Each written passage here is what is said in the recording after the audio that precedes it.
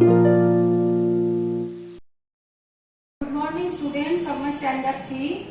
সবাইকে happy new year, শুভ নববর্ষ জানিয়ে আমরা আমাদের অঙ্ক ক্লাস শুরু করছি। তোমরা সকলেই নতুন ক্লাসে উঠেছো। আজকের ক্লাসটা নতুন বছরের প্রথম ক্লাস, তো সেই জন্য আমরা আজকে অনুশীলনী 1 যে শুরু করছি, সেখানে আমরা পূর্ব পাঠটাই আলোচনা করব।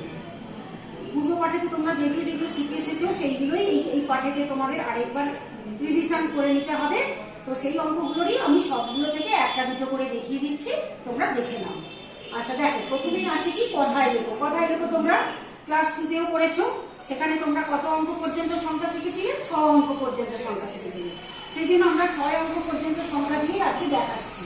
আচ্ছা দেখো, আমি ওপরে একক দশক কেন লিখে নিয়েছি না, তোমাদের পড়বার সুবিধা বা লিখবার সুবিধার জন্য তোমরা সংখ্যার মাথার উপর একক দশক করে লিখে নিতেও পারো। আবার যারা কেউ যদি তোমরা একটানা করে দিতে পারো তো করে দিতে পারো। তো প্রথম সংখ্যাটা দেখো, করে নাও। এটা কত হবে না, 84,241। তো এটাকে আমি বানান করে লিখবো, যেরকম করে তোমরা সংখ্যায় লেখা করো। দেখো 84,000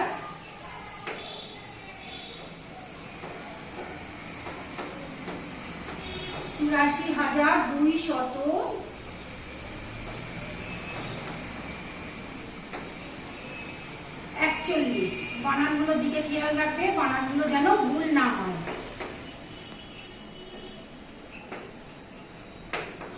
হলো, আরো একটা দেখিয়ে দিচ্ছি। দেখো একই সংখ্যা একই একক দিয়ে দেওয়া আছে। এটা হচ্ছে 38,000।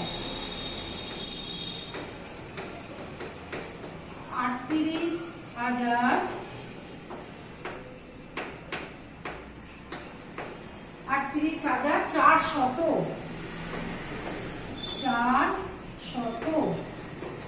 দেখো এখানে এককের ঘরেও 0, দশকের ঘরেও 0, 4 শতকের তলায়, সেই জন্য লিখলাম 400। এবার হচ্ছে কি সংখ্যায় লেখো। সংখ্যায় লেখো, আমি দেখো সংখ্যাটা আগে বানান করে লিখে নিয়েছি, তারপরে আমি একক দশক লিখে রেখেছি, যাতে তোমাদের বসাতে সুবিধা হয়, ভুল যাতে না হয়, ভুল না হওয়ার সম্ভাবনা যাতে থাকে। আচ্ছা 9,09,000, আগে যা বলা হয়েছে তার তলায় তলায় বসিয়ে দাও। লক্ষর তলায় 9, আবার 9 শুধু 9 মানে এককের ঘরে। এবার দেখো মাঝখানের ঘরগুলো ফাঁকা। আমরা জানি কি মাঝখানের ঘরগুলো ফাঁকা থাকলে সেই ঘরগুলোয় কি বসে যাবে? 0 বসে যাবে। তাহলে এই হলো আমার 9,09,000। আরো একটা দিয়েছি দেখো, 5,85,787। এবার যেমন বলা আছে সেরকম তুমি বসাও। 5 লক্ষ অর্থাৎ লক্ষর তলায় 5, 85,000, 85,000 মানে 8, অযুতের তলায় 5, হাজারের ঘরে এবারে 787, শতকের ঘরে 7 আর 87। বোঝা গেল? তাহলে 5,85,787। এবার কি বলেছে দেখো, 3-এর দাগেরটা, সংখ্যাগুলিকে উল্টে নিয়ে কথায় লেখো। তোমাকে একটা সংখ্যা দিয়ে দেওয়া হয়েছে, তুমি আগে কি করবে? সংখ্যাটাকে উল্টে লিখবে, অর্থাৎ পিছন দিকে লিখবে। তার আগে তুমি সংখ্যাটাকে, আমি হেডিং দিয়েছি উল্টে নিলে হয়। উল্টে নিলে কি হয় আগে লিখে গেল, 9,3,4,0,3,5। এটা আমার সংখ্যাটা উল্টে নিয়ে হলো। ভালো করে বুঝে নাও, তোমাকে একটা সংখ্যা দিয়ে দেওয়া হয়েছে, বলা হয়েছে সংখ্যাটাকে আগে উল্টে নেবে, নিয়ে এবার এই সংখ্যাটাকে কথায় লিখবে। কেমন?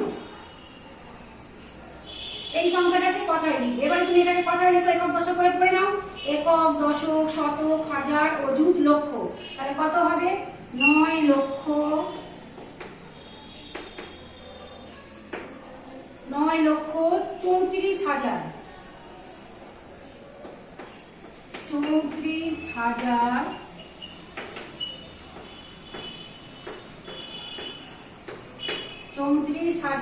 কত? 35। 9,34,035।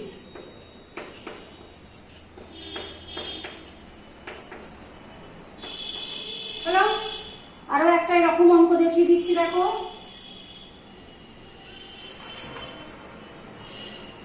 এইটাকে একটু ঠিক করে দিই।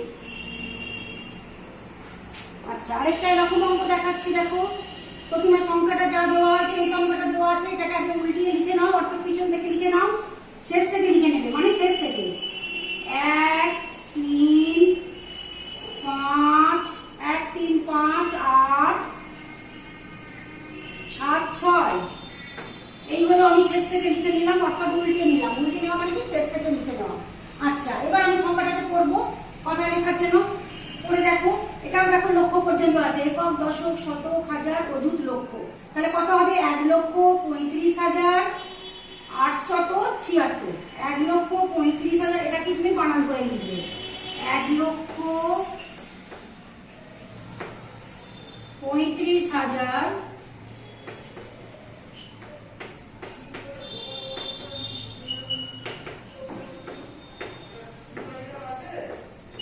1,35,876। 76টা আমি একটু তলায় লিখছি, আমার জায়গাটা কম পড়ে গেছে।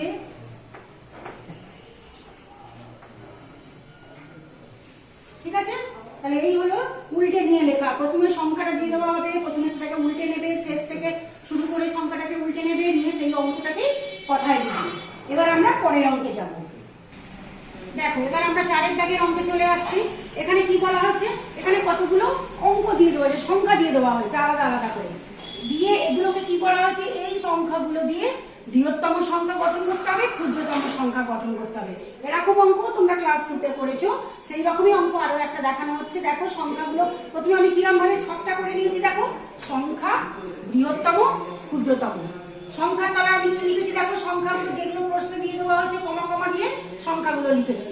এবার এইগুলো দিয়ে বৃহত্তম সংখ্যা গঠন করব। বৃহত্তম সংখ্যা গঠন করা মানে কি না, আমি বড় থেকে ছোট সংখ্যাগুলো পরপর সাজাবো। এখানে দেখো, সব থেকে বড় সংখ্যা কত? 7। তারপরে কি আছে? দেখো 6, তারপরে আছে 5, তারপরে দেখো 4, তারপরে 3, তারপরে 2। বোঝা গেল? দেখো, পুরো বড় থেকে ছোট করে আমি সংখ্যাগুলো সাজিয়ে দিয়েছি, কিন্তু কমাগুলো আর দেবে না। কমাগুলো দিলেই কিন্তু অঙ্ক ভুল হয়ে যাবে, তখন এই সংখ্যাগুলোকে আলাদা আলাদা মনে হবে। ঠিক একইভাবে ক্ষুদ্রতম সাজাবে। ক্ষুদ্রতম সাজানোর সময় আমরা কি করবো না, ঠিক এই উল্টোটা বিপরীতটা করে দেবো, অর্থাৎ ছোট থেকে বড় সংখ্যাগুলোকে সাজিয়ে দেবো। অর্থাৎ এটাকেই তুমি যদি শেষ থেকে লিখে দাও তাহলে সেটা ক্ষুদ্রতম হয়ে যাবে।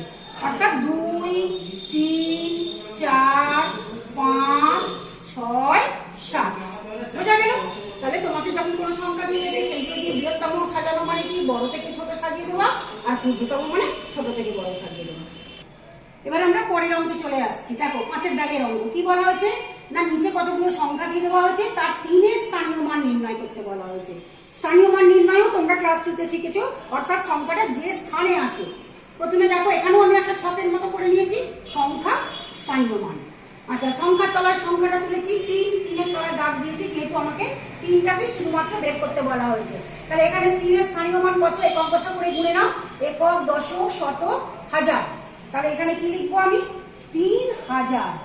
এরম করেও লিখতে পারো, বা আমি দুটো নিয়মই দেখিয়ে দিচ্ছি, যে কোনো একটা নিয়মে করবে, বা শূন্য দিয়েও লিখতে পারো। হলো? এবার পরেরটাই দেখো, 3 কার ঘরে আছে গুনে নাও, একক, দশক, শতক। তাহলে কি লিখবো? 3 শতক। বা যদি আমি শূন্য দিয়ে লিখি তাহলে কি লিখবো? 3-এর গায়ে কটা শূন্য আসবে? দেখো, 1টা, 2টো। তাহলে বোঝা গেল?